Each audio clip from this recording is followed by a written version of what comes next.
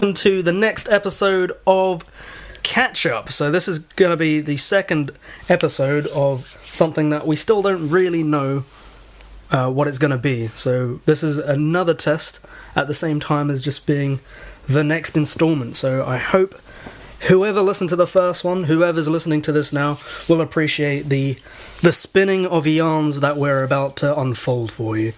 I'm your host, Chris, as of last time.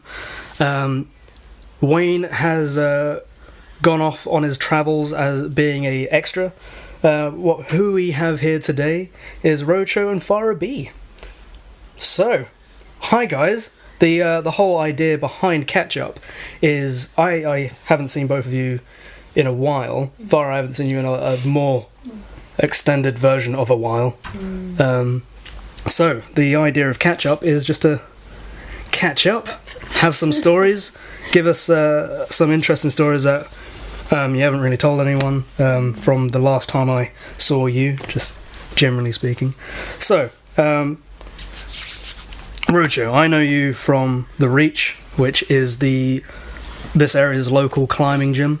Yep. And Farha, we used to work at a pub together. So the last time I saw Ro was... Gosh, was it a couple of months ago now? Yeah, about 2 months ago. I kind of cheated on the Reach a little bit. I went to the Arch and tried it out. I know. Where's the loyalty? You've been to the Arch? Yeah. I didn't know you climbed. I'm just like, this is cool. You didn't know I climbed? I'm a proper climber now. Am I a proper climber? Yeah, I could. Yeah. I'm a proper climber now. I've got you're a gear. proper climber. I've got my own gear. I think once you've got shoes, then Yeah. Does that make you a climber? I'm close. it's all about. I'm so close. I've been twice, but I'm gonna get shoes. you gotta come with me. This is Yeah, sure. This feels. This is the next step, isn't it? Right? of our 10-year plan. Friendship. Start friendship. Climb. Do podcast. Do podcast. Then climb. Yeah. Then climb. Then take over the world. And then take over the world.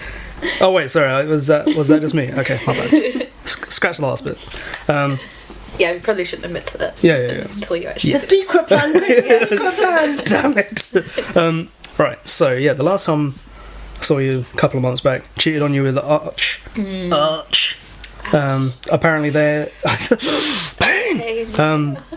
Apparently they're opening up 2 more places because I was in the North Face the other day. Really? Yeah, in and around They're London. expanding their empire. Yeah. You guys need to catch up because you've definitely got a better gym. It's just you haven't got the Reach. Budum. I think one of the great things about all the London climbing walls is just the fact that they're all so different. Like the Arch is really great for Literally just bouldering. But they got some good stuff there. Pretty good bouldering. The castle have got most bouldering and ropes, but the setup is much different, and the Reach is obviously a little bit quieter, but they've got tons more ropes. So yeah, I feel like the Reach is more centered around top roping and auto belays rather than. I'm getting there soon. I'm almost there. Auto belays. I've literally just heard about auto belays. Yeah. My friend in Meredith was telling me about it. That scares me too much. They are so they're technically safer than having somebody. Technically, as long as you clip What if it in. malfunctions? The safety record is extremely high. I don't think I've heard of any accidents. And the first time me and a friend of mine went there, there was someone laid out on the floor because his friend had dropped him, and the ambulance crew were on their way, and he was like, "I'm so sorry, dude. I'm so sorry." And I was like, "Oh, shit. Do we want to carry on with this? I'm somewhat terrified now." But yeah, no, it's the best thing. Yeah. The worst thing with auto belaying is you get to the top and you're fine. You're like, "Oh, that was great. All I need to do now is let go." Yeah. Let go, Chris. Just Let go. let go. And you're there for about 5 minutes going, your mind's telling you, Yeah. I actually, the first time I ever used the auto belays, I had to, I just could not physically let go. One of the instructors, Matthias, had to come up and take my hand and be like, "It's going to be okay. You can let go. You can let go." So I actually had to have somebody to come and rescue me. Gosh. So you don't even press a button. You don't even just drop. Let go. Just let go. I don't think I can do it. I'm literally But once you've, freaking out done it, right now. I'm feeling it. I'm like, no. once you've done it like once or twice, it's fine, and it's like, oh, yeah. And it's a lot of fun because you don't have to rely on like having a partner or anything. You can just go and. It's basically just catching up with the smartphone world and all of this. You don't have to interact with anybody. It's You great. don't have to trust anybody. You don't have rely to on it. Honestly, no. Like, rely on a piece you of joke, but butter, it's I imagine. it's honestly the best thing about it. Yeah. I don't like that though. I like meeting new people. I like getting. Oh no, we'll be like each other at Yeah, a yeah. later date. But like, if I'm elsewhere, you can just like be on your own on the side I of a will wall. never auto belay. Oh no, I don't think It's on record right now. Never say never. Okay. I don't think I will auto belay. I can't imagine myself being able to do it. I'm more of a boulderer anyway. Although I find it really hard to let go on the boulder wall because you just jump off, right? Yeah. And I really struggle and I freak out, and like one time someone had to get me up, come up to help me come down the wall because I just freaked out. That's me all the time. So imagine like letting go off a boulder wall, which is like not very high. 1 foot off the ground. And that's the nice thing about the auto belays is that like what I find when I'm bouldering is that the route is so easy that like it's just like walking upstairs, or it's that bit more difficult and I can't bring myself to go higher because I'm scared of falling off. Yeah. So I can't really like progress when I'm bouldering, whereas like when I'm using the auto belay, I don't have to worry about like falling off. Because it's safer than bouldering because you can always just slip and twist your knee and find that you're staring at your foot and you're like, oh. Right, sorry for the interruption. That was the good work of Great Ormond Street Children's Hospital. So if you're hearing this, I couldn't give any money because I'm too busy trying to make money for me, YouTube money, what. I'll take that bit out. No, but all seriousness, they do great work. So if you have the means, do definitely donate. We didn't press record straight away, so we have been talking about some interesting stuff that I'm going to try and regain back to where we were. But I think what we were talking about, climbing in general, I think we might as well just bypass that because I think we've gone past that topic. Just a quick catch up with Farha. Yeah, so the whole point of catch up is to kind of like catch up with the stories. Yeah. It's hard because we were talking about some interesting stuff. I'm just unraveling it. It feels like I'm going against the grain. But yeah, so last time I saw you was in your warehouse flat area thing. I did live in a warehouse. I do not anymore. It was really cool. It was cool. Oh, sorry. It was cool, but it was also... Shall I hold it? Sorry. It was cool, but it was also cold. And after 3 years of living there, the mice really did take over. There were like hundreds of mice around. And I just felt like one day I'm just, there's going to be a scandal of like, Girl found eaten by mice. Like, Yeah, like you're still alive, but instead of eyes, you have families of mice. oh gosh, yeah, I'm so glad I'm out there. I actually just moved into a housing cooperative. Oh, Yeah. I've heard of these, Yeah, in Sanford, which is like the oldest housing co-op in London. I think in the UK actually. It was set up in 1976, and I got in, which is like really awesome because it's quite hard. I'm so really chuffed, and I've just like I unpacked my last box yesterday. Wow. It's official. So I'm officially moved in. And yeah, it's really interesting. I was talking to one of my housemates about it, of like after 8 years of living in London, like that weight being lifted, because so how housing cooperatives work is that you live by these like shared principles in a non-hierarchical structure, and you kind of co-own that space to some extent. I mean, co-ops vary. But as a member, I actually share the freehold of the space, and then I pay rent. So I'm like a tenant and a landlord at the same time. And then part of that rent goes to like the upkeep of... Exactly. Yeah. But the rent, especially... So when the housing co-ops were set up in the 70s, it was funded by the government. So there were grants given out and stuff, so it was actually quite dare I say easy, because maybe someone from the 70s would be like, no, it wasn't easy, but like in terms of how it is now, it's incredibly hard because you have to front the money, you have to get loans and stuff, but it's a lot less government. A lot less government, but it means that the rents can be really low, so I pay very, very low rent, and have an incredibly secure living situation in that I leave and help give in my notice, or they have to get a court order to get me out, like, and that would be like if I'd done something incredibly bad. It's quite a far cry from where I last saw you. It's got a fun space. I mean, like, in the space of, I was only there for like 2 or 3 hours, but in the space of those it was quite surreal, hours, like, people just kept on walking past, and we kept on having like these little moments. It was like having a whole networking thing, but inside a living room.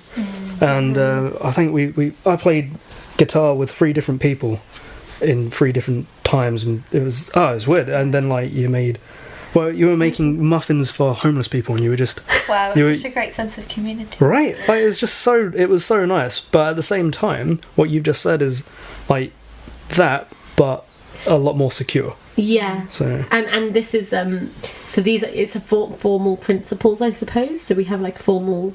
That was more.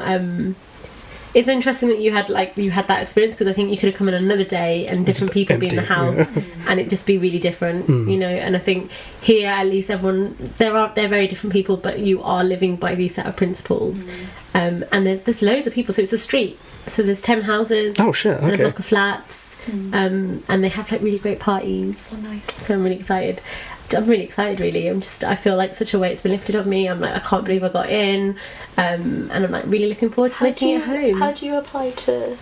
So you apply to become. So you apply. There's like an application form, and then you get. If they like your application form, you get like an initial interview, where you get interviewed by, I think, 3 people, and they just chat with you about like your application, why you want to live there and stuff. And then if you pass that, then you're on like their list for 3 months, and then every month they have placement interviews in any house that has an empty room. Okay. And then you might get selected to go on the interview. They have 15 people come on any given day, and then you might get, and then it's like a house viewing, and that house will view you, and if they like you, they'll pick you.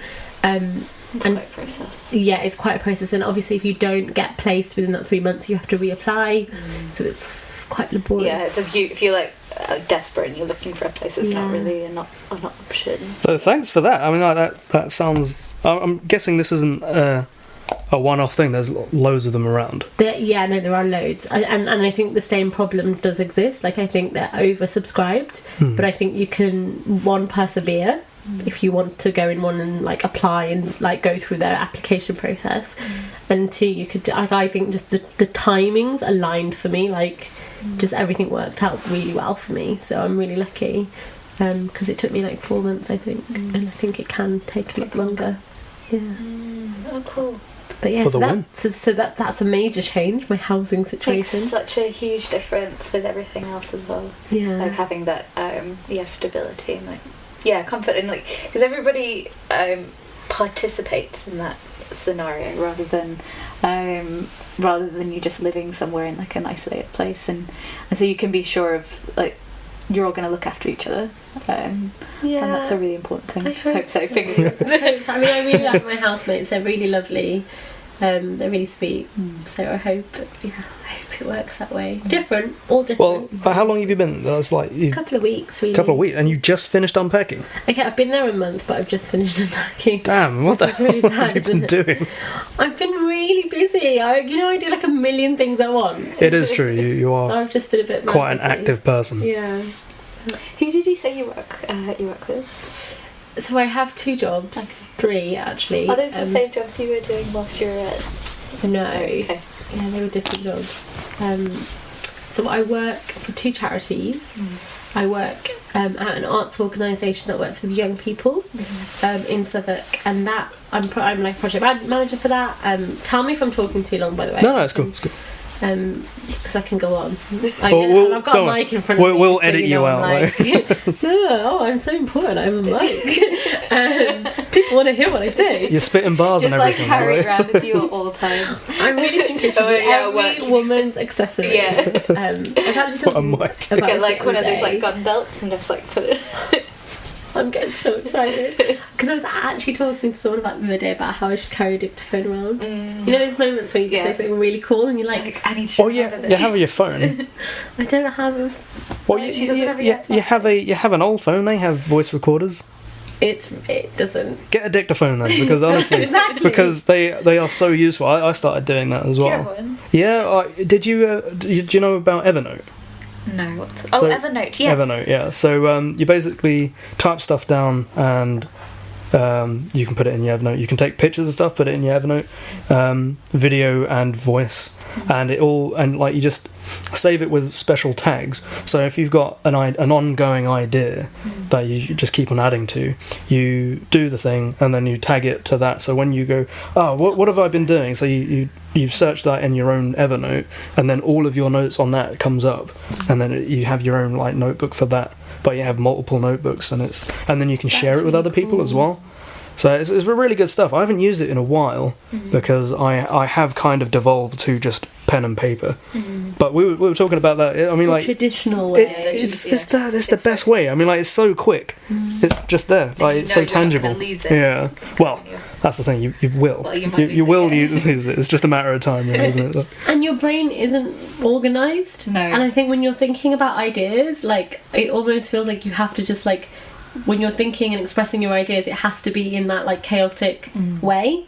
Whereas when you file it in notes and stuff, it feels really businessy, and you come back at it and potentially it can lose its magic. Yeah. Because you can't... It becomes too clinical, Yeah. and you lose the wisdom that was the spark that made it.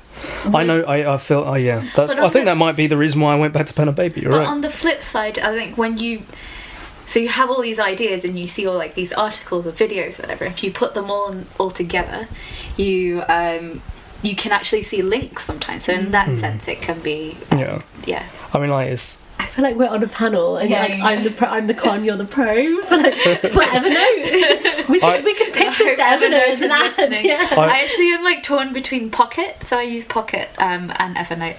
And Pocket does very much the same, like a similar thing. But I actually use Pocket more than Evernote. I've never heard of Pocket, so I might have to look that up. Yeah, it's good. And like when I'm on like a website, I've got it on the thumbnail bar thing. And so when I need to save this article and read it later, I just press that and then it copies it straight onto the. Yeah. Cool. All right, I'll definitely look that But up. both are good. I just remembered that I haven't told the podcast as a whole that this is the first time you guys have met. Oh yeah. And Does the, it feel like that? And how we met, the reasoning behind why we met, some algorithm of Facebook. that's why it kind of reminded me actually, because the ever-present creepy thing that is Facebook has told me.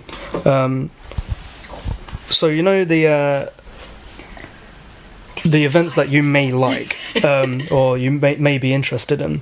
So you've always got a list of there's an event near you that blah and blah is interested in. So whenever that happens and one of your names comes up, the other one is next to you at all times. It's pretty much every event that you've liked. Facebook trying to match. Yeah, no, it's really I like it. it's obviously been trying to get you together, and it's taken me to get you guys together. So there you go. So we'd like to thank Facebook Yes. and Chris Cully. Yeah. Obviously, soon to be really strong friendship. Burgeoning For relationships, uniting us. for climbing, for charities, Yeah. for potential housing. Who knows? But yeah, and also the 10-year plan. And the 10, yeah. Secret. Oh, it's good. Yeah, secret 10-year Remember? plan. Yeah. Right. So I feel that I personally am somewhat caught up with you guys, but there is a context that I wanted to bring up for the overarching theme of this episode, and it's the crisis that's happening currently in the Rakhine state in Burma or Myanmar. So I only call it Burma because that's how I've been Same, told about It's a my generation parents. thing. So the other reason why you guys are together here. But, apart from your kind of generally outspoken politicalness that you both have, I am half Burmese, but on the Anglo-Burmese side. Ro... Wait, what's your... So you're...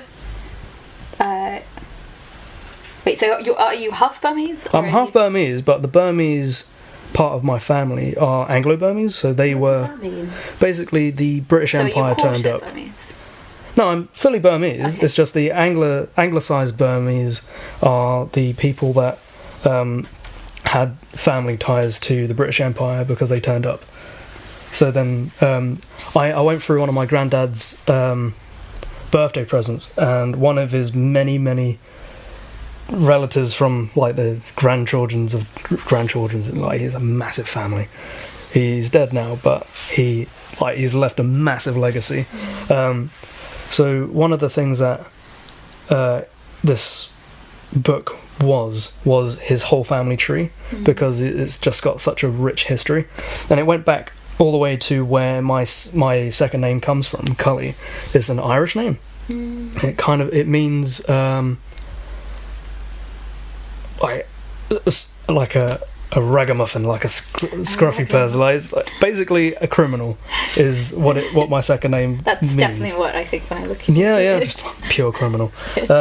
And it's this gigantic Irish guy behind this massive wooden chair with this tiny Burmese woman there, and like it's like that's my ancestors there, and it's like a picture from like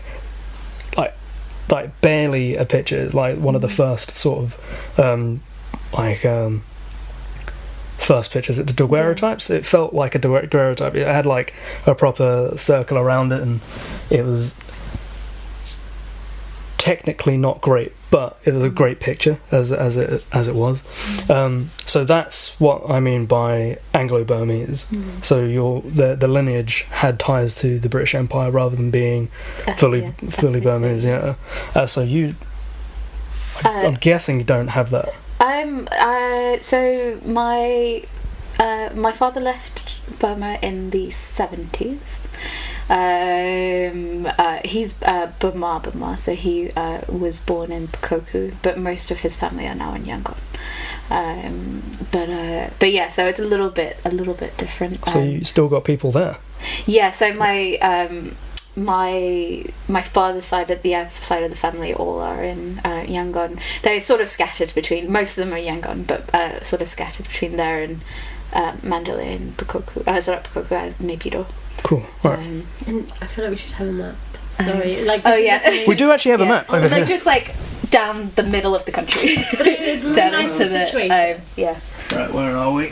So yeah, and where's also you, Chris? Where are you? So my granddad was from Rangoon or Yangon now. My gran was from the Karen state. No. I think my granddad had ties to the Karen state, and my gran had ties to the Shan state, and I think the Chin state's over there. So it was the Shan state because it was close to China. And my mum just let loose earlier on that my granddad's mum was a not necessarily a princess, but a higher like that. She just kind of like casually dropped in conversation. I'm like, sorry, pardon, what? And she just she kind of like brushed over it and then went on to something good. So have you today discovered that you are Burmese royalty? In my country, I'm a prince. Yeah, it's not actually a joke. Apparently, You should go back and tell them. Well, that's the thing. You should come in all your stateliness. I am the prince. Hoodie and jeans. I'm a prince. FYI, guys.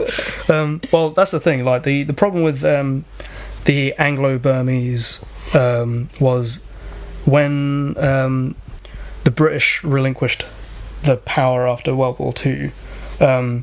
Where Anglo-Burmese had the kind of the right of way, as soon as the British got kicked out, that shit kind of flipped. Yeah. So then the Anglo-Burmese, especially the Christians, they were forced to only speak Burmese and changed to Buddhism, and a lot of them couldn't do that. So my family, half of them came to Britain, and the other half went to Australia. So I've still got family in and around Australia. Wow. And then everywhere, like there's a couple of people that are kind of flaked off. So I've got people in Thailand, or had people in Thailand, and I've got a great aunt who's a nun in France somewhere. And like I've only seen her once, and she's a tiny person. She's like about 2 heads shorter than me, and I'm not very tall. And she's like, but she's hilarious, but she's somewhat French. But very Burmese. It's the most confusing thing to see. Wow. You have no family there now. True.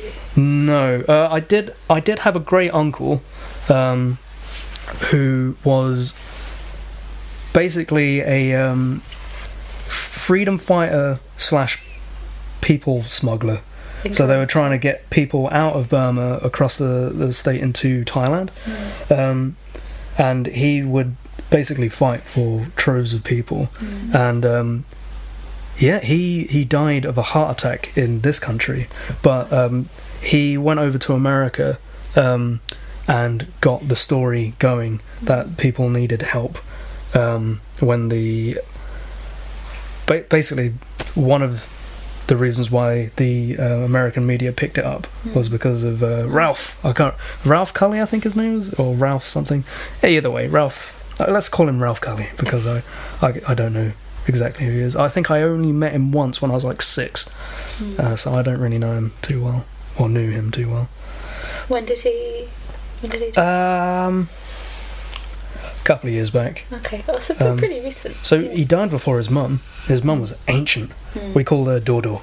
I can't remember her real name. Is that what it means?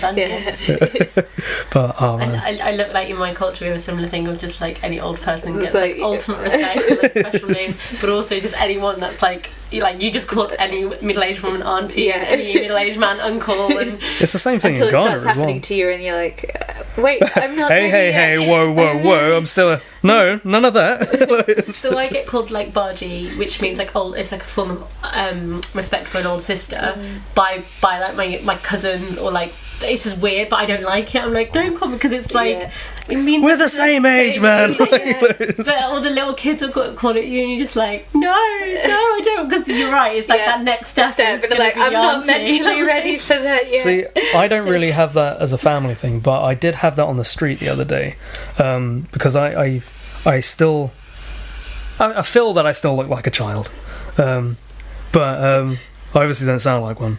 But there was this mum behind, like, yeah, I know, just a paradox of a human. And this woman with her child was like, "Oh, get out of the way of the man." I'm like, it's so horrible when they do that. Man, is that what I am? so like you catch yourself in the mirror, I'm like, ah! Who am I? Is this the moment? That is the moment. Yeah. That's like that light switches, and you're like, oh shit, the world sees me as an adult. Yeah, no, that is definitely not the one. But saying that, it shouldn't be a surprise. I'm 27, so that should have happened a while back. Yeah. I'm still a wee, and I still feel like a tiny little child fighting in the distance of nothingness that is life. But yeah, shit. I don't think I'm ever not going to feel like a child. I think most people feel like that, even when they get to like 80 years old. I am 80 years young. They're like, oh, I don't have to like. But then again, there will always be a 90-year-old that says, "Oh, you're only a child." Actually, no, he wouldn't sound like that. He'd be sort of, "You are a child." I want to be a really cool like 90-year-old. Yeah. I want like all my friends to be like 20-year-olds. Yeah. I want to be like, dye your hair purple and I want to be that guy in the corner having like great grandkids running around the now great hall because you're that rich, just playing guitar in the corner. So come on closer, children. I'll tell you a story about when I was a boy, and they'll be like, "Yay, Grandpa Chris, you're the best." I'm like, yeah. That's what the campfire's for. That I love my fire. That's not going to go away. I love setting things on fire. Yeah. Disclaimer: I'm not. So in like 50. I was trying to find the words. Yeah. A pyrotechnic. Pyromaniac. Pyromaniac. Well, So I mean, a 50 little years bit. time we'll come back and this will be, the fire will be sorted, and I we will can have my tell a own story. cabin in the woods, yeah. but it's not a cabin in the woods because it's actually in the trees. So I have a cabin in the trees in the woods. Oh my gosh, that sounds amazing. Yes, Definitely will come visit. that's my legacy that I want to leave behind. That sounds Apparently, like the start of a horror movie, actually. Cabin in the Woods. Cabin in the Woods. I feel Actually- like there might already be a horror movie called Cabin in the Woods. Have you not seen I feel the? like this whole premise has been taken by. Have you not seen the film Cabin in the Woods? No. But yeah, I feel. Oh, you have. That's So- what I was going to say. I was like, I'm not a big horror sorry, movie. you've like. Well, it's a horror movie, but it's not a horror movie because it's like a twist on the whole idea of what a horror movie is. I shan't spoil it, but it's great. Like it really challenges the conventions of what a Cabin in the Woods horror movie actually is, and all horror movies as well. It's quite an interesting turn of events. So I shan't say anything else. Yeah, people listening might be like, "Damn it! It was on my next thing Yeah. to late watch on Netflix." I'm very careful Spoiler about alert. spoiling stuff because I once did it and almost died. So let's not do that. Yeah. Extreme reactions. Yeah. Also, like when someone spoils something for you, and you're just like, pretty kinda, life-changing. you just go red, and you're like, if I had a knife. But oh That doesn't man, happen for me. I'm very weird, and I am the type of person. We should get back to this because I want you yeah. to place yourself. that reads the end of the book But- first. I read the last chapter of the book, Do you? and it's Wow, and, that's so and also like You people tell me people. that they like something. I'm like, tell me why you like it, and like tell me like things that happen, and then I'll watch it. Is it because you don't want to like waste time or? It's a surprise. I love wasting So time. it's interesting. The number one recently- thing of life. I recently met somebody who does the same thing, and she does it for a slightly different reason. She was saying that she does it because she can just relax then. Like she knows what's going to happen, so she can relax and just enjoy the book Doesn't rather like than be really surprises. Worrying tense and about read it. like, what's going to happen. Yeah. And am I going to But be that's the point. disappointed? Am I gonna That be is literally scared? the point of the book. Mine's slightly Point different. of life. Point I'm, of like, a life, little yeah. bit sad. It's I'm like realizing it's a little bit sad. It's because I don't want to invest in a character that's gonna Die. upset me or Yeah. die, or like you know like Or it like turns when you out to be get a to like baddie end of the movie and it just finishes without actually or like resolving resolving I hate something. those. Oh my gosh! So it's like it's 2 almost hours. like Your like, sense of my heart. closure is just like Isn't that sad overhanging. though? I feel like I've got commitment issues. Is that commitment issues or like opening up issues? I don't know. Anyway, I'm going really personal now. It's But more essentially, it's more I like mean, it's kind of like similar to the fear of balloons because at some point it might pop, but you never know. But it might pop, and that's an actual so phobia. just pop it at the beginning, and And then you know that it's and then never gonna pop. imagine Exactly. Be the one that pops it. That's basically what you're saying. But instead of enjoying the balloon for what it is, But the balloon can be fun popped too. it is definitely fun popping it. Exactly. But I do feel that if spoiler alert is about it's the second newest Star Wars. So if anyone's listening to this, there is going to be a spoiler in a second. Right. So the second newest Star Wars. the second newest. So it's not So the one that it's came not out Rogue last. One. It's Force Awakens. Okay. That one. So They had two out very quickly, didn't yeah, they? no, they I didn't watch it, but it's okay because you can keep talking. It's you're fine. not a fan of Star Wars. I know I am a big fan of Star Wars. Have you not? But- So you've not seen this? I've seen the first. I've seen the first of the new ones, and then there's another one that came out. Then I didn't get chance to see. I didn't get around to seeing it, but it's okay because I feel like the time has passed, and I'm like waiting for the next one to come out in December. So do you which know is- what's happened? Yes, So you know the big reveal. but isn't like What the was the big second of the reveal? newest one a different story? To It's the prequel, yeah. Yeah, yeah, So we're talking about Han. yeah. Okay, Yeah. so you know. All right, okay. So, spoiler alert again. I don't know, but I want to know. Go ahead. Han dies. Like that's But the does Han dies in like the original ones? no. Isn't that Han the- shoots first is the kind of the nerdy thing, but Han dies. Oh, that was painful. To That was Is so there like, deep. is Yeah. there like a shift in the time continuum or something? No. Just Are a. these all the prequels? No, Are these are all now after. This is after the last film, Ah, so it's now, I guess, up to date ish, if that makes any sense. But like that. What was So, was my, this connected to balloons? almost. My girlfriend's best friend put on her Facebook profile picture, Han dies. That's a little bit dickish. It's massively dickish. My heart just really Because stopped. like, Yeah, right. because I accept who I am, but I would never enforce that on anyone else. You know what I mean? Yeah. Like, I don't mind, but I know other people would. And That's the quickest way to being unfriended to me, man. Like, Did so- you unfriend her? actually, she wasn't my friend in the first place. It was V's friend, but man, I was like, hello. Yeah, no, I was. That's painful. I might need to like breathe into a plastic. Yeah, no, that I was. I'm not a fan of this person. I've met her twice, and both times she's only spoken Polish to V, and like just did this like kind of like a wave of the hand, and just went back to talking. I was like, okay, cool. I don't mind. Do you think she did it because of you? No. Okay. She did it because she's a dick. Yeah, that's. Well, it would still be dickish if it was directed at you as well. Yeah. No, like she didn't spoil it. I'd already seen the film, but like. But for But millions for of others, yeah.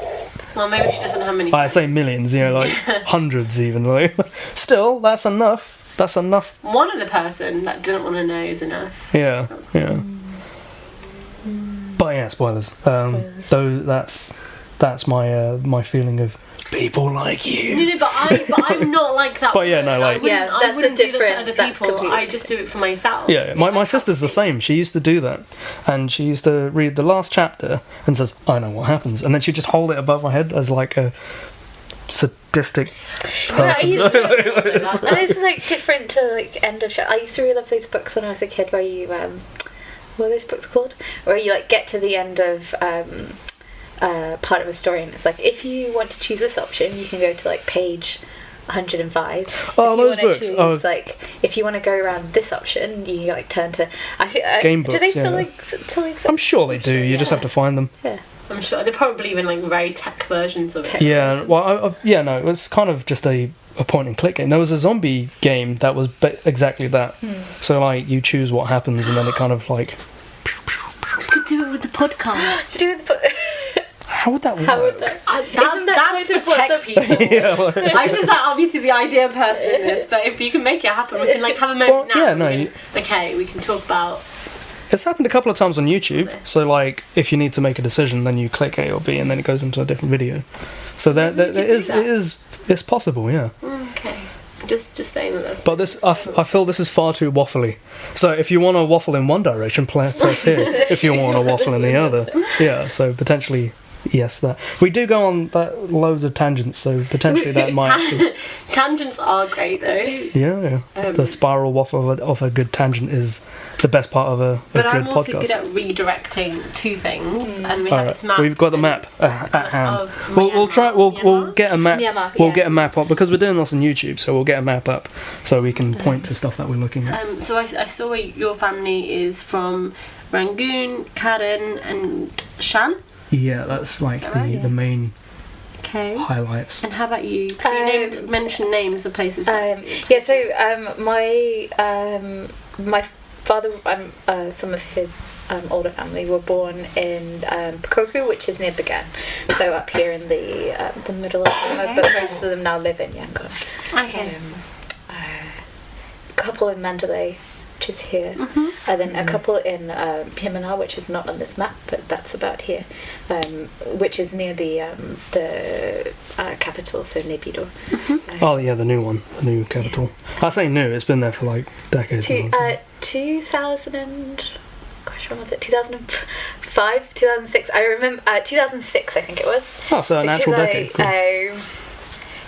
Because I lost my. Online. That's yeah. newish, I Yeah, guess. newish. so. I'd say like a decade is sort of newish. I lost. Well, for a I city, lost yeah, my no, that's pretty new. Sure. I sent my passport off to renew my visa at that point. And it went from, I was living in Sagai at the time, and it went from Sagai to Mandalay, Mandalay to Yangon, from Yangon to because the office moved to Naypyidaw. So when you get it back, And you've just then, got a stamp on it, all of well, it. like they lost it, and I was in Sagai, and I was like, well, I kind of have to leave soon, so I kind of need my passport back. And then it kind of went from like Naypyidaw to like Yangon, and then like went back to like Mandalay, and then to Sagai, and then I was in. And then I left Mandalay, so I left the north, I went back down to Yangon, and it was maybe 2 weeks before I had to leave, and they'd finally sent it back up to Mandalay, because they thought I was up in Mandalay, and I was like, I'm in Yangon now, so they had to like send it all the way back down. So anyway, eventually I was reunited with my passport, and At least we know the postal system works then. Well, that's a whole different ballgame. But my passport had been seen so many times that it, like the crease down the side was so like it's so significant that it was just like so my passport's been places that I have not been. That's but sad. that's so during the capital move, they had to move all the offices up there, so there was a lot of like shit being lost and stuff. Yeah. but yeah, it wasn't that long ago, 2005, 2006. And how long did you live in? So first time I went was 2005. So I was I was 18 then, and I was in Sagai for 4 months. So Sagai's near Mandalay. 4 or 5 months. You definitely need a map on this, because I'm like, where the hell? It's just I know it it's sounds like- really nice to like visually place. Oh, So okay. Sagai's like Yeah. kind of like here, and then I came back. I came back to the UK, and then I went to uni, and then I was back and forth for a while, for a couple of years, whilst I was at uni, and then I did a year abroad, which was part of my university program. It was part of the language program, so I moved to I was in Yangon for a couple of months, but then I moved to Mandalay for the rest of the year.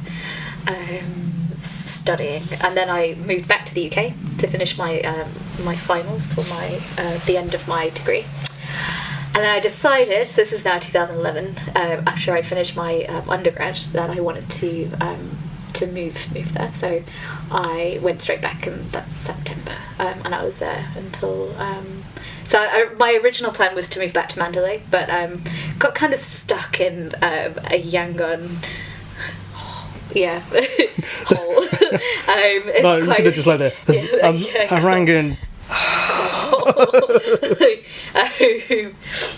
Similar to the London hole. Yeah, it's like I think cities have a way of like Clawing you down. We'll, like give you these things or make you stay. Bells and whistles, basically. I didn't actually leave Yangon until late 2015, so I left then. So yeah, that's my past decade. Cool. We're now really caught up. Really well and truly. And then I I came back to. Then I moved back to London, and that's been Cool. But, All right. But it was an interesting time of year to be there, because like 2000, obviously like the capital moved 2005, and then there was like the Saffron Revolution in 2007, and then 2011, 2012, like Draw Sue, Aung San Suu Kyi was released, and like the country started to open up to like more like outside investments, and so Yangon just like changed so rapidly. Like sometimes I'd go to Bangkok to like renew my visa for like a couple of days, and then I'd come back and be like, everything's changed. Like, how has it changed? It's like moving, so fast? like moving a room around. Yeah. Where no one knows. Everybody stop! I can't deal with this amount of. And then there were by-elections in 2012. And then there was general elections 2015, but they happened just after I left. Could you vote? No, I can't vote. Okay. So like, we were talking about visas before, and like it's interesting because the process that I have to go through whenever I go, even if it's just like a visit or. It is a different system. So like when you apply for your As a British person, as a Anglo-Burmese person, So like if you have any family, you have to apply for a social visit visa. You can't apply for a tourist visa. You can't apply for like the obviously local. You don't need a local visa. But it does the good thing about the social visit visa, although it's a little bit more expensive. It's and they give you a longer amount of time. You can stay in more places, so it does like cover you for. I do feel the need to go over to Burma at some point soon. Actually, probably next year. Should, yeah. I'm going to be doing a documentary in Sri Lanka, but while I'm in that neck of the woods, I'm just going to jump over. That's amazing. What's your documentary on? Neil's mum, the guy behind the curtain of the podcast, his mum and dad own a gem mine, so I wanted to do a story following the life of a gem mined from Sri Lanka, so all the way from the ground all the way to making it as a jewelry, cutting it jewelry, and then like the last person, so it would go from dirt to like final fashion shot. So I just want to like make everything up and just look at that, and also the local stories, because apparently 50% of all gem mining is illegally done, because like it's hard to get people to work on your mine when they can just go to your neighbour's house and just dig up their land. It only becomes necessary when you dig down deeper and you need like this massive machine to do it, and you have to go through the governments to get the permits and stuff like that. So that's when it becomes a bigger thing where you need to employ people, but it's hard to get people to work for you when, like I said, you just go just down the road and do the exact same thing and get all the profit for yourself. So they do a lot of work abroad stuff. So I want to see if I can help out with that as well by doing like woofing. Yeah. So I potentially do a woof but mining as well in Sri Lanka. So that might be an interesting way for people to travel and stuff. When do you think you'll go? Me and Neil were thinking near Christmas next year. Oh, Christmas next year. Yeah, so that way I can have a little bit of money stockpiled. Yeah, so and then you I can can do a bit of because while I'm there, research. I can run over to. I wanted to do something in Malaysia as well, because my old housemate, he's moved down to Singapore, but in Malaysia, ethnically Chinese descendants in Malaysia are treated as lesser citizens, and I felt I would find it really interesting to kind of look into it, because it's not something that you really know about unless you know where to look, especially over this neck of the woods. So potentially doing something to do with that, and why a lot of those people affected by it run off to Singapore, which is tiny but like massively more rich and kind of open to the rest of the world. And while I'm there, I'll do something in Burma as well, but I don't know what yet, because the Rohingya stuff is just like with no words. So I probably wouldn't go there unless I kind of do my research and know exactly what angle I'm going to be taking. You'd find it very difficult I imagine to travel up. The same with the even on the Bangladesh border, because the Shan state is doing their civil war, aren't they? All of Burma's ethnic borders have serious beef with each other. Yeah. So what's the Shan state? What's the?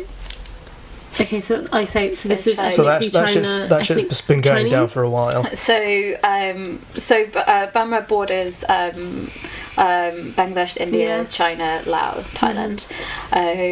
So there's been China's on every border. China, Right. It's on our like border Russia too. but there's a lot of so one like Shan State and Kachin State, there's a lot of like drug trade going on, and then just like there's 7 different ethnic states in Burma, and there's there's so many different dialects and so It's many like 47 different, or something like that, wasn't it? yeah, there's more than that, I think, and so many different, and they're like, and some of them don't. Some of them, like a lot of them, like Burmese is their second language, and so there's so much diversity, and there's so much want for autonomy, and like that there's and there's a huge campaign, like a nationalism campaign to make everybody Burma. That there's a lot of conflict in all the borders. Part of it is also like geopolitics as well. Like there's a lot of trade and gems, teak. Part of the issue with Rakhine State as well is there's a lot of there's a China oil pipeline going going through that area as well. Oh yeah. Now so or China is also involved. Oh yeah, they're always involved. is it now or soon to be? Now, so they just started it. And that's in the state. So it's in Bangladesh. No, so it's in the States. Yeah. So it's running from here up into China. Okay. Oh, wow. So there's a lot of like there's a lot of interest in the area. Like they've got a lot of good like fertile agricultural land. So it's a seaport. It's so the military have a lot of vested interest in all the border areas, which causes a lot of friction. a lot of like friction and a lot of like a lot of conflict. And so This is what I'm saying. Like I don't know what. There's so much stuff to tell. There's too much stuff. So I don't know what I would do. It'd probably just end up being some sort of it would depend on low-level like, travel thing, and it would just be so shallow and empty. It would be no point in doing it. Have you ever been before? No. Well, like, I think in that regard, it's so important to go. Like Yeah. you have just to connection to the land, and like I don't know, for myself, it just spent so much to like spend time in a place that is something that my quick parents catch up get to. because the listeners don't know. You're from Kashmir, aren't you? Yeah. So so caveat that I was born in Britain, but I'm from what is Pakistan occupied Kashmir because I perceive it to be a occupation, and I lived there for a year as a child, and then I've spent some time on the Indian occupied side, which is an armed conflict.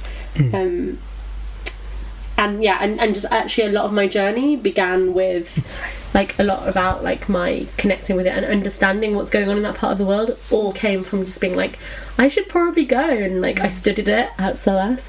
I started learning about this like conflict in a place that I was from and grew up because I grew up Kashmiri in so many respects. 1960s Kashmir, which doesn't exist anymore except in my house, but I did like I was to transcend time. Yeah, which is another conversation about being diasporas and the ability to transcend time and space, which is awesome because that's a privilege and a curse.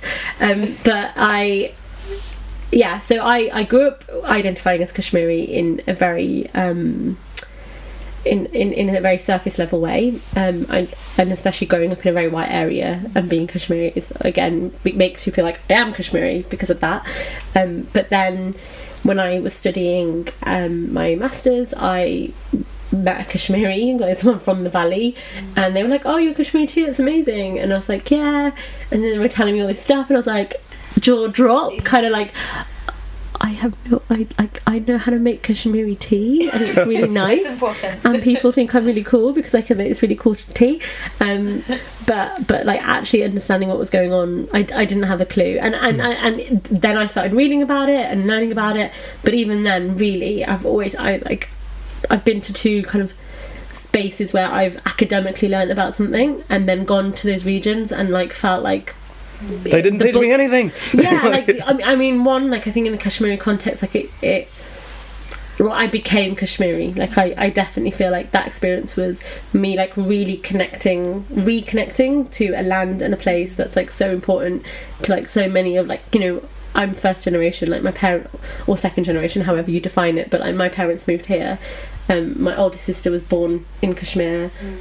And then the rest of us were born here, but like my parents, like they spend a lot of their time there. Like there's still a very strong connection, and it was the first time I discovered that in me, and actually was really empowering. Like I learned a lot about myself. I like those dots connecting, like that kind of okay, this is what I was missing. So I'm not saying that that's like you're going to have this profound experience if you go to Burma because you're from there. Minus the enlightenment, that's kind of how I feel about Burma as well, actually, because I know there's a lot of stuff and I hear a lot of stories, and I know more than your average British person about these sort of things, but I obviously don't know a lot about it. And like one of my friends had a go at me a couple of months ago, and he says, well, you're not Burmese, are you? I'm like, no, I am. He goes, yeah, but like you're like a tiny amount Burmese, isn't it? No, my dad was Burmese. He goes, yeah, but like he was born. I was like, no, he came over as free. So technically, I'm like third generation Anglo-Burmese, like half Anglo-Burmese or whatever. And he goes, well, you should know more about your culture. You should actively do that stuff. I'm like, well, if you see from my point of view, I don't like. You're like one of the only other Burmese people that I know that is in my age range. Everybody else is like ancient or family. It's quite a big gap between I was like, so coming across other Burmese people, I'm like, oh my god. I think it's it's so rare. I just want to say though, like I think it's really important to understand like I really like struggle when people say you should be more Kashmiri, or you should like, especially when it's someone not from the culture. It's like, how the hell do you know? There is a colonial legacy to be thinking about here, and why don't I know about my culture? And something I talk to a lot about with my parents is like when I say like, why didn't you tell me this? And they said we left for a reason. And that reason is a conflict that was perpetuated by colonialism, and the legacy. Well, I don't call it a legacy. I think it still exists. But so it's like, okay, so my grandparents went through a trauma, my parents went through a trauma in migrating. There was a reason why they felt incapable of being able to share that about me, about my history. Then where else do I look? Is my history in the books? No.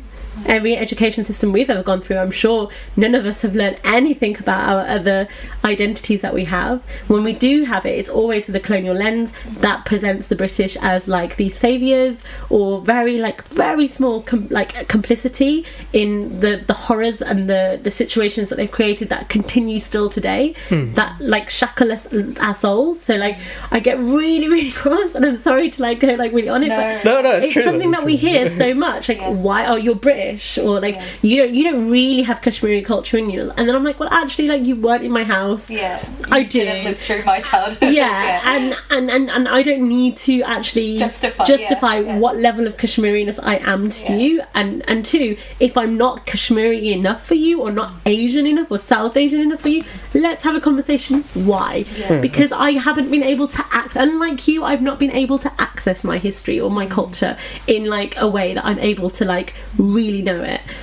Sorry to hijack your wonderful point there, so very but true, I just felt like it's really important to like put that context in it, like that history or those identities are actively, I'm really waffling here, but like are actively being taken away from us, and I think that's like really important to acknowledge. I think it's also there's an obsession with wanting to be one thing or the other. It's not like you are British or you are Kashmiri. Like it's you can be like multiple things at the same time, and this idea of identity as well is such a fluid and like a transient thing, and I think as well, like our the generation, like our parents' generation, like when when my dad left, I didn't really know or understand much about Burma until I was like 18, and I was like, oh, I should know more about this. But there was such a there was such a need to like integrate, and there was such a there was such a desire to not relate to like the past and like to their own culture and their own language, and to be one thing or the other, to be British or to be Burmese, or and they couldn't deal with like integrating the two. But that takes away such a huge part of like your own children's like identity and how like they understand, like we live in a global world, and it's not like can't box people. You can't be like one thing or the other, and you can't. But I think it comforts people to say, oh, you're British, or you're Indian, or you're Burmese, or whatever. Like it comforts them because they're like, oh, I can treat you this way, or you go under this bracket. But it's not like, the reality is just not like that. And you don't, like you say, you don't have to, because I felt that too when I was like growing up, like especially moving so many times. We moved every 2 years for a really long time, and like having to getting to when I was in my teens, like feeling like I had to justify your own existence, and like to be like, and when you don't really fully understand as well who you like, and it's such a who you are, and that's a journey in itself. Like it's always changing, and depending what experiences you go through, and but yeah, we have added barriers to that journey, and I think and just on the point about your parents, or our parents' generation, of having to feeling like that conflict of being one or the other, and the impact that it's had on us, because there has been a very real impact, and I think we can see that in the current society of minorities, and the movements that are coming out across, really impressive. I'm super proud of the younger generations, and this galvanizing of reclaiming identities and multiple identities, but also recognizing the pressures that they had. So thinking about my parents coming in a time where it was really, really, really racist, and I think we forget. You forget how racist it was. Forget really far. And it still is racist. I'm not saying the race manifests in a different way. My dad once got thrown for a plate glass window by a gang of skinheads, and then the police grabbed him and try to arrest him for breaking the window. Oh my god! Yeah, that's the life that they were living. Yeah, and it's not that long ago. It's really not that long ago. And they're just trying to survive, and they've gone through these traumas. Migration is such a trauma, and for whether it's fleeing economic hardship or whether it's fleeing real conflict, because a migrant is fleeing a situation in a different way to a refugee, but it's can be fleeing a situation. You can understand the mentality that it leaves you with. So do you remember Goodness Gracious Me? Sorry, can I chime in for a bit? Yeah, of course. I think me and you were talking about this the other day. Do you want to sorry. Sorry. I know the sound guy here.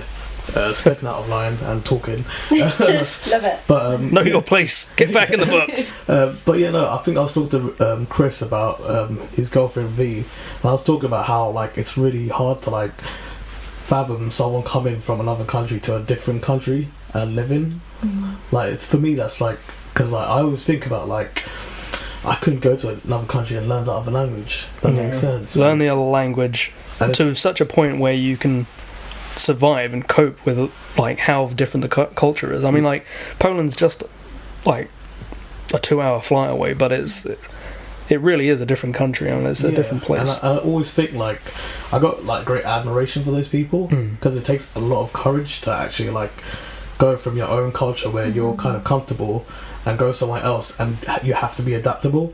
So it's you have to you can't. I don't think you can't relax, but you have to always be in a certain mindset. So I find that quite interesting. So I just wanted to say that. No, that's, cheers for the chime. That's such an important one. And just thinking as well about my parents' experience of leaving everything that they knew. I hear my mum talk about Kashmir now, and because she's in a situation where she's able to go back finally for a length of time, and just that must be really strange for her. I think she loves it, and then just realising that sacrifice that you make, and not even her sacrifice, because obviously it was my dad's sacrifice. Well, it wasn't her decision. It was my dad's decision. It wasn't even my dad's decision actually. It was a whole long story, but the country's decision has been made for you, really. Brought by the community of what's best for the family and for the community, and just thinking about giving birth without your mother, and without your once and you're like doing it in a really clinical way and with Western medicine in like just completely like your own traditions that not only like was your generation before like your mum went through, but like your sister will get all of that and you don't get that, and being all alone in all of that like just blows my mind. True. It blows my mind because when I was born, I was born in Park Lane. Like, it's like a bougie area or whatever. But like, my mum was like, she said that she was like really like fresh off the boat sort of thing. Like, she was like she had like a really thick like Sri Lankan accent, and she like relied on like neighbours to come like help with the childbirth and that. So I think it's quite like, I don't know, it's like weird to think about that your parents went through that and you don't really relate to that because you were born here. Yeah. And it's like, man, like, I've never actually thought about it that way. Respect, yeah, right? Yeah. Like, there's an admiration. Yeah, so it's quite like, it's interesting like to like think about like putting yourself in their shoes sort of thing. But yeah, I just want to chime in with that because I related to what you said. No. There's a really good episode of I think it's Master of None, if you've seen it. And it's just basically it's a it's basically it's a recap of their parents' life and the shit that they had to go through for their kids to have an American life, and they're just complaining about the weakest shit, and they like The most insignificant. and then it goes into a flashback of the parents' mind, and it's like kind of growing up of the streets of poverty-stricken China as a kid. The chicken. Yeah. And like the same with the Indian family as well, and then he comes back and he's like complaining about how he doesn't know how to use a computer, and it's just like the contrast was done so well visually in there. That So that's it. So you've actually seen it? I've actually seen that episode. I mean, I'm a little bit like with the Master of None. I think it's a bit hit and miss, but like that one episode was was beautifully good. done, really beautiful done, and yeah, I think there's something so interesting, and I do a lot of work around this actually. That's our around Netflix plug for the day. I don't know. It just gives you a lot of perspective. Yeah.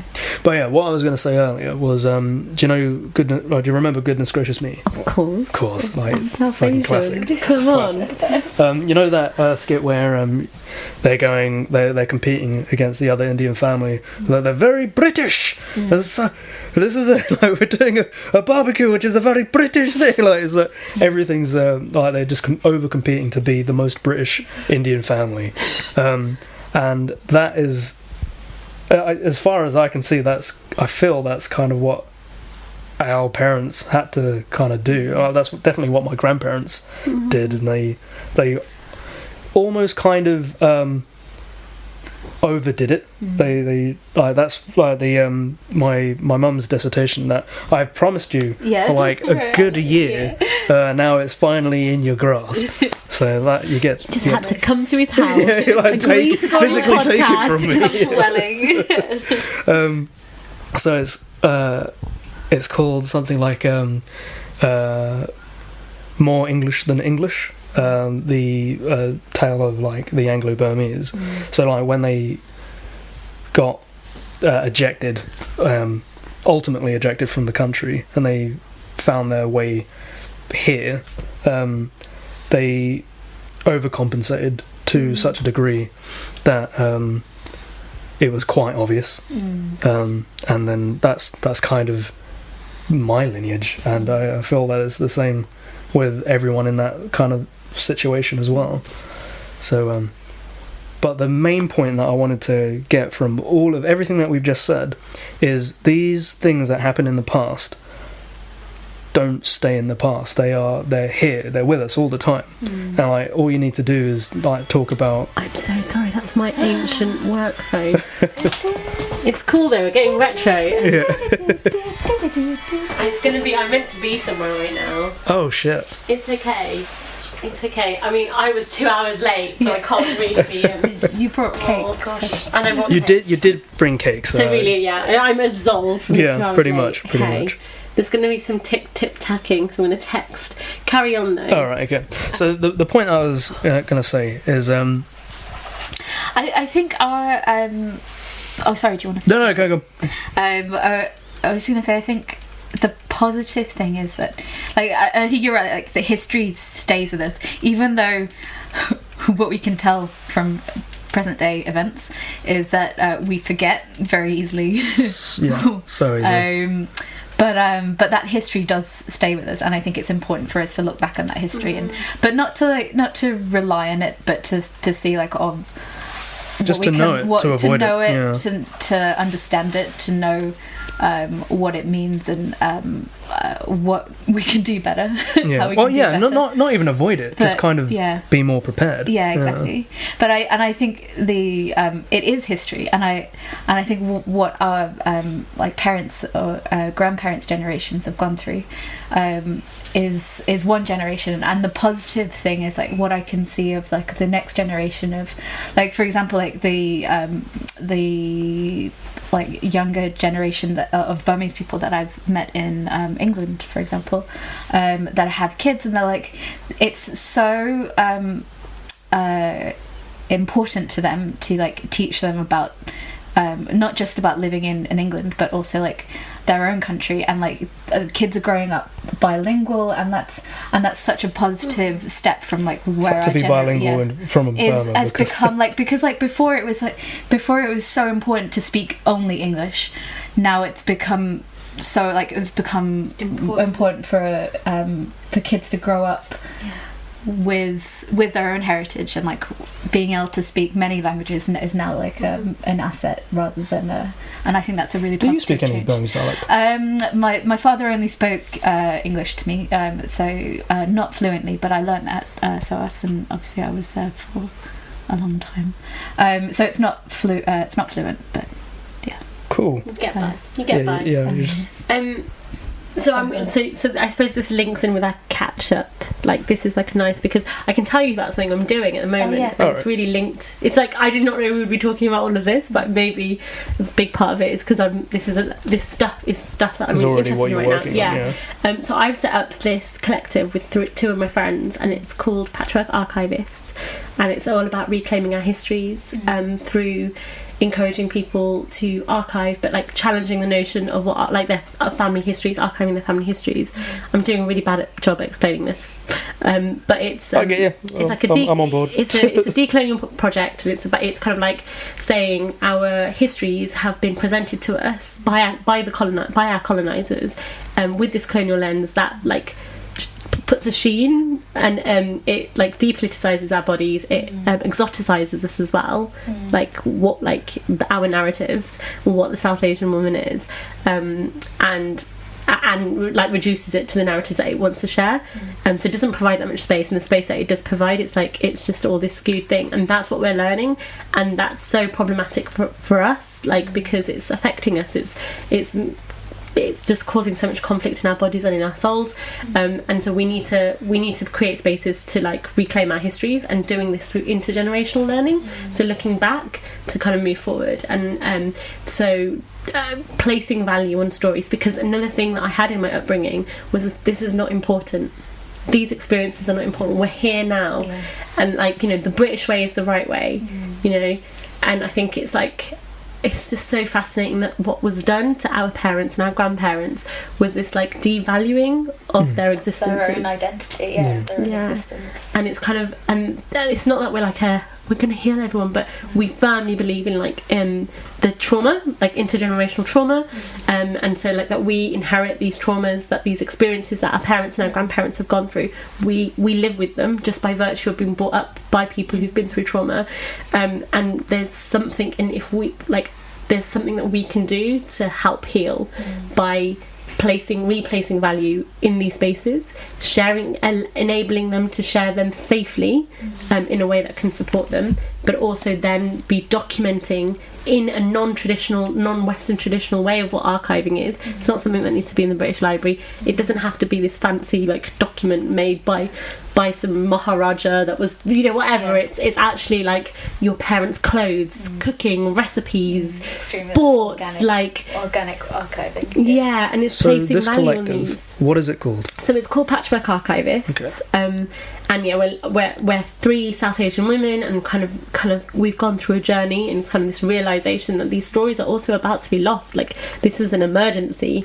We can't, like, partition happened 70 years ago. This is the anniversary of partition, which was the brutal division of India and Pakistan, and then subsequently Bangladesh, that led to like the genocide of millions of people. And yeah, it's like, you know, the people that live through that will be like 70 plus, and it's just like, it's this kind of realization that these stories are getting lost, these histories are getting lost, and ultimately soon we're only going to be ever left with the colonial version of what happened. So it's like we need to like act now and like create these intergenerational and intercultural spaces, because there's so many divisions. And it was so interesting that you said that as well, about the kind of in these border areas and all these strategies, economic, political, that then lead to like real severe conflict within the region, and that's so much the legacy of what's happened in the region for decades and centuries. And like the whole I think it's when we start putting man-made borders like and like in a totally arbitrary way, and saying that one person is this identity and one person you can't do that, and that's where conflict arises, I think. And we talk about like how we're doing this for like South Asian diaspora communities, but then we're even like, what is South Asia? Who are we you know, there's so many even problematics with how we're defining ourselves. But just that but it being intercultural, so it's the value of being a diaspora from this region is that we have so much more space within the diaspora to really look at this stuff that they don't have there, because of this politics that's been playing out. So I just wanted to share that's something I'm doing. We set that up. That feeds into what you're trying to do in the documentary that you're trying to do as well, right, with folk. Yeah. So this was not on the air, but I'm hoping to. Don't want to talk about we talked about it off air, so it won't make sense. But like, I'm going to be making a short film about this, about a Kashmiri folks satirical form of performance. It's called Bandpattar, and it is about it's basically like for centuries old practice where this little troupe of performers would go village to village and from bed and board would make a folk style play airing out the grievances that the local people had with the local rulers. And it's kind of, the practice has died down since 1947, but it does exist, and there are sparks at the moment with like current resistance performance used in the resistance movement. There's kind of sparks of it coming back alive, so I want to start making a film about that. I'm so sorry, my retro phone. So if you need a hand with that, like a stills photographer on board, I am your person. No, like there's no money involved, it's just me going out, but if you want to come, you're more than welcome. I'm not a money-centric person. No, I know. I'm so much so that we've all got to eat. I'm hungry. That cake is calling to me. But it is, it's kind of one of those things where you just feel like, I'm increasingly just realising that like I just need to do it. So I was saying to you, like there was always like, I want to go back and do something now, and it's just been like I've been putting it off because I need to find the right time, and then I realised there's never going to be a right time, so I just need to go do it. And I always imagined it being like a month or 2 months out there. I was like, nope, I'll just go for 2 weeks in my Christmas holiday, just bish bash bosh, which isn't necessarily what's gonna happen. Like you might meet somebody, and that might lead them to something else. I just think it's and so I think it's amazing what you're going to do, like with your trip. Well, that's not happened yet. It's more of a concept currently. Yeah, but it's an amazing concept. No, it's taped. It's gonna have to go down now. But I need a break. But when we come back, we'll talk more about do you need to run away? I might have to run away soon. Oh no! But like, I really want to do a part 2, just because I think this collection of people is a really I think we have a lot to talk about. Definitely, obviously, yeah. And maybe next time we can be less waffly, which I know I was a massive. Waffle is. I love you. The waffle is the point of the podcast, because if you listen to the first one, nothing but waffle. Should we rename it waffle? Waffle. We could just call it waffle. Catch up waffle. Waffle catch up. I think ketchup will stand for now because that's my baby. Waffle. Catch waffle. Catch waffle up. Anywho. Up your waffle. Up your waffle.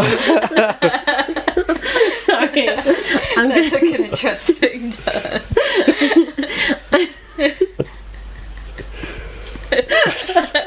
I didn't even read it like bad, Dan. Now I'm hearing it back. I'm like, oh, that was bad. I got it. It was like up your game. Yeah. That's how I saw it. Maybe it's No, just me. it's funny because I've seen that I film feel before. like you two went in a different direction there. Right, so we need a part 2. So we need a sequel to this. It might be a little bit down the line. So Okay.